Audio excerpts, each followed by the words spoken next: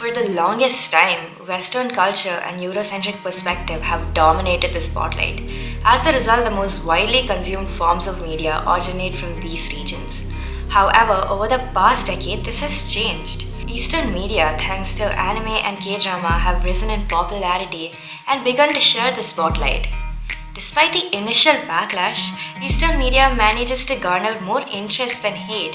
They maintain a chokehold on their fan base mainly due to its unique storytelling and world building. But what if an anime prioritized its characters and their motives over achieving the end goal? What would be its fate?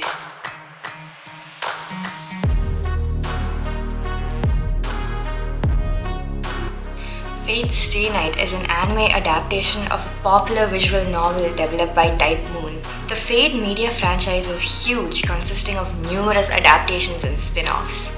I personally have only seen 3 of the Fate adaptations that were animated by Ufotable, which consists of Fate Zero, Fate Stay Night, Unlimited Bladeworks, and Fate Stay Night Heaven's Feel. So I'll be talking about those.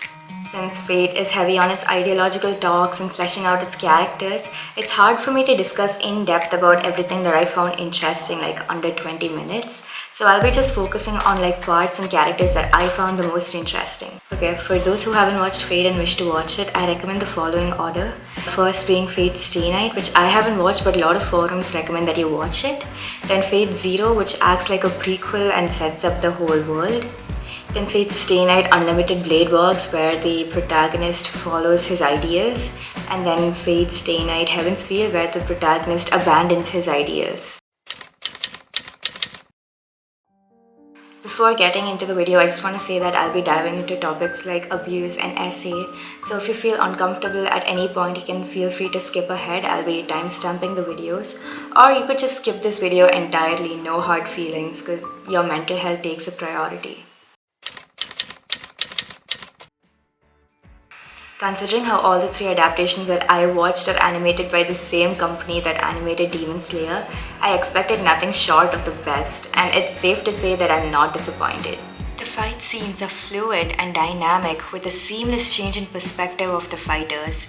The sharp, clean movements makes it an immersive experience, and as a viewer, you feel as though you're witnessing the fight firsthand. You can tell that there's great care put into animating every single scene, with a special attention to detail like how the shadows of the characters' hair fall on their face, or how their eyes reflect their emotions. The animating team had a lot of passion and care put into this.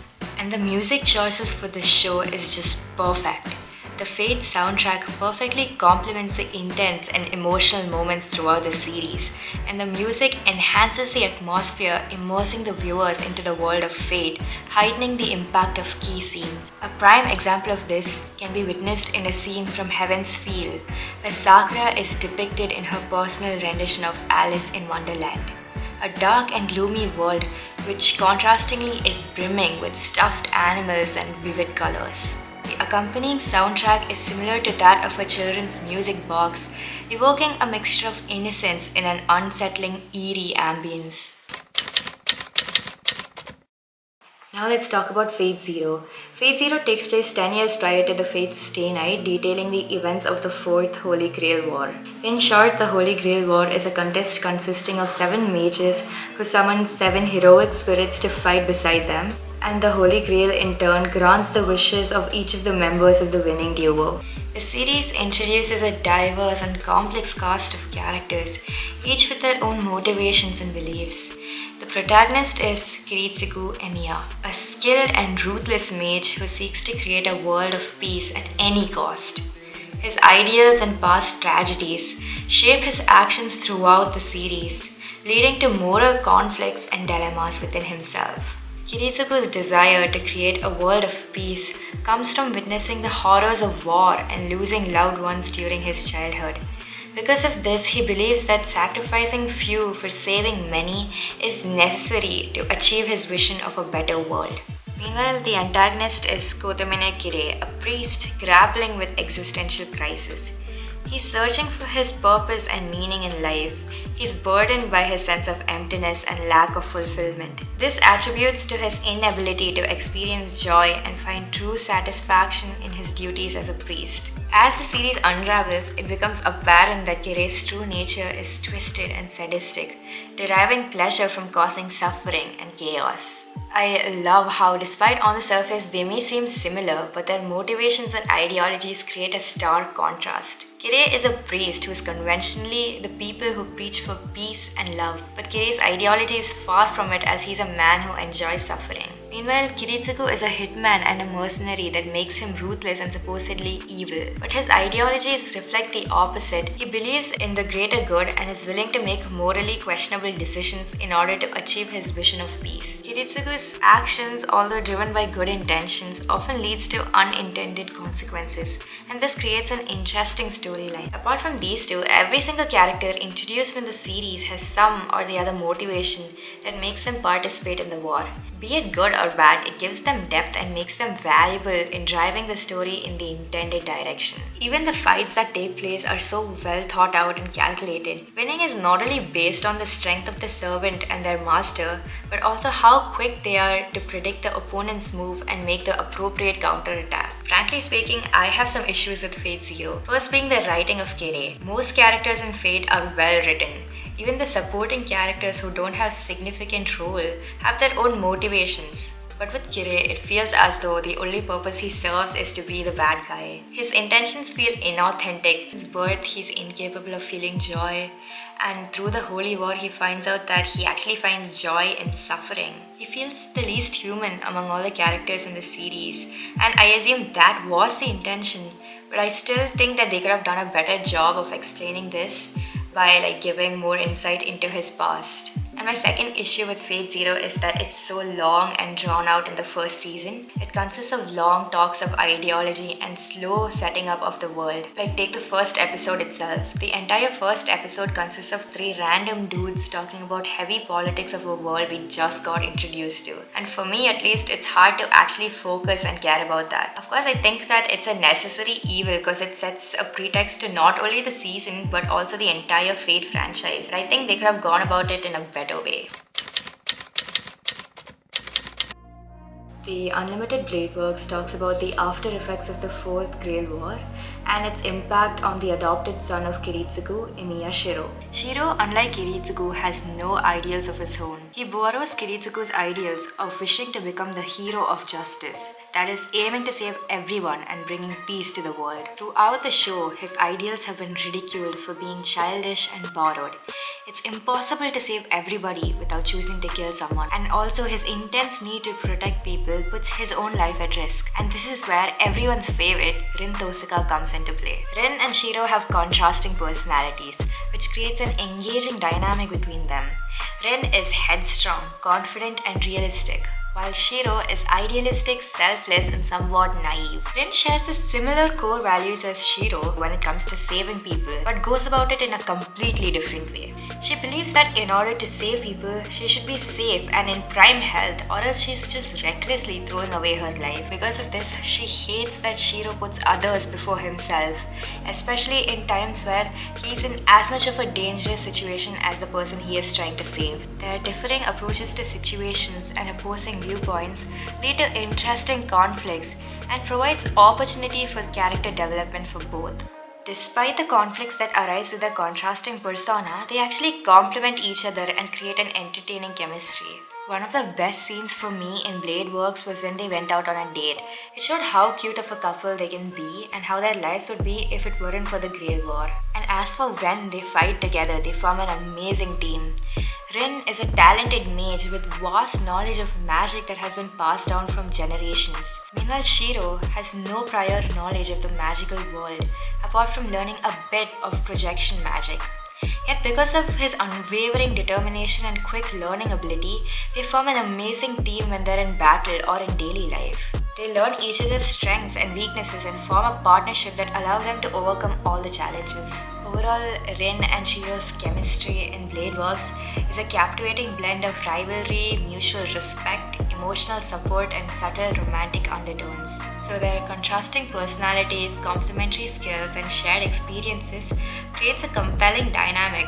Their evolving relationship is one of the highlights of the series. It offers a rich and complex portrayal of connection and growth amidst the challenges of the Holy Grail War. And now we've come to my personal favorite among the three, Heaven's Feel. Heaven's Feel takes a darker turn compared to other routes in the series. It explores the untold secrets and hidden depths of the Holy Grail War. It tackles themes of sacrifice, love, and consequences of one's choices. It represents a more ambiguous landscape. The characters face internal struggles and grapple with difficult decisions that impact their relationship and the view of the world around them. So Heaven's Feel, unlike the other two adaptations, is split into 3 movies, and it's honestly one of the best pieces of media I've consumed till date. Heaven's Feel goes into a much more mature and serious turn by shedding light on one of its most tragic characters in the series, Sakura Mato. The cruel backstory and journey of Sakura Mato, the central character, forms the emotional core of Heaven's Feel. The exploration of Sakura's character and her transformation throughout the story resonates with the viewers, and it evokes a sense of emotion and investment in her fate. Heaven's Feel's first movie, The Presaged Flower, starts off slow and calm, almost as though it's a high-budget slice-of-life anime. Its main focus is on the relationship between Shiro and Sakura. It shows them going to school together, cooking, and doing laundry, making us almost forget the story road fate takes. Almost. More than forget, it's a conscious choice of ignoring the fact that fate takes the route of a war. Because seeing the way the two interact is so pure and wholesome that something so horribly contrasting isn't something you'd wish upon them. But like any sweet dream, we have a rude awakening to reality in the second movie, The Lost Butterfly. The Lost Butterfly, unlike the other fate routes, doesn't focus on any of the ideals of the servants or masters.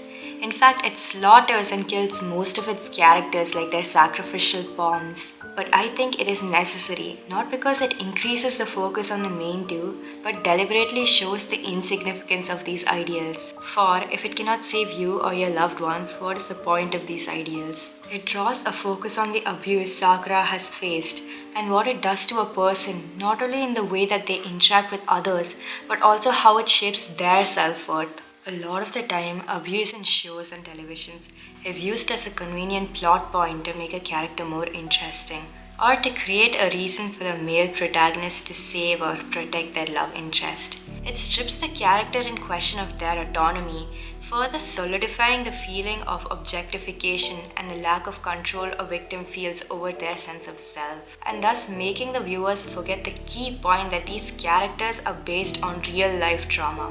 There are actual human beings undergoing this level of trauma inflicted on them. On dealing with such sensitive topics, there should be a level of dignity and thoughtfulness. Not only because it can be a triggering topic for observers who have undergone something similar, but also when done properly, if not respectfully, can aid in the healing process of the victims. The Lost Butterfly, although not perfectly, tries to bring focus of the weight of it from the victim's perspective, not in the narrative of a savior, not in the voice of the abuser, or not in the perspective of the onlooker, but in the actions and psychosis of its victim.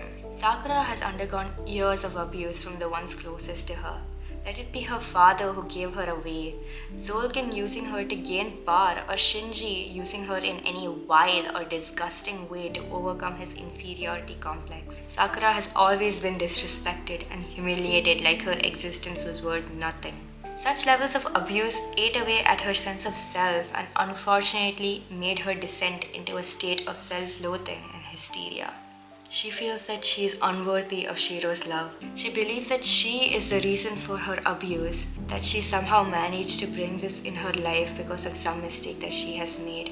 A common response seen in victims of abuse. Unraveling the weight of everything Sakura has to deal with evokes a need to relieve her of her pain and making it understandable why Shiro is ready to throw everything away for her and to choose to be by her side even when the world and Sakura herself antagonizes her. It not only invokes a sense of need to protect Sakura in the viewers but also Shiro. But ultimately, I feel that the fight is of Sakura's, not Shiro's. Shiro acts as her pillar of support and her home of comfort, but he shouldn't be the one yielding the sword for her. Rather, he should be the one providing strength for her to raise the sword, empowering her, thus leading us to the final part, the spring song. The spring song addresses Sakura's mental state as the villain, fighting to grasp the shred of humanity left within her, yet feels so powerful on accepting the Holy Grail to take control of her. She claims to be powerful and for the first time in her life have no one to control her.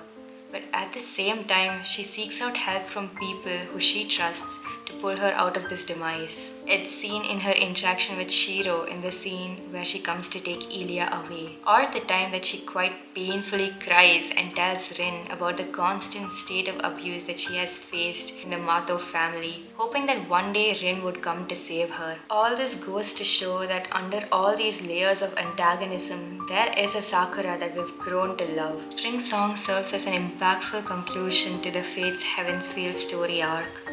It shows that the accumulation of emotional journeys of Sakura, Shiro, and other characters offer closure and catharsis for the viewers. With its stunning visuals, intense action sequence, and powerful storytelling, the Spring Song brings the Fate Heavensfield trilogy to a satisfying and emotionally resonant finale.